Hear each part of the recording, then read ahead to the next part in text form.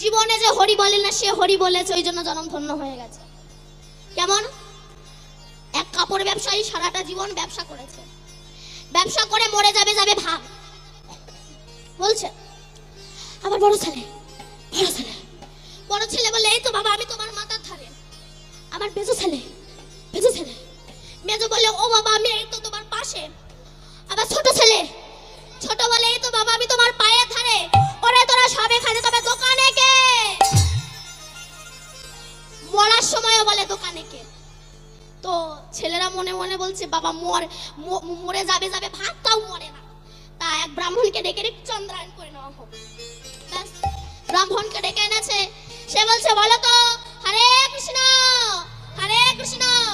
কৃষ্ণ কৃষ্ণ হরে হরে, হরে রাম রাম রাম হরে হরে।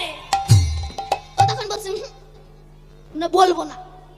তা ব্রাহ্মণ মনে মনে ভাবছে হয়তো এত বড় কথা বলতে পারবে না। আচ্ছা বলো তো একবার নিতাই গৌর হরি বল। ও তখন বলছে অত শত কথা বলতে পারবো না। অত শত কথা বলতে পারবো না এটা বলতে পারলো, নিতাই গৌর হরি বলে এটা আর বলতে পারলো না। জগতে কিছু মানুষ আছে এরা মরার সময়ও হরি বলতে চায় না।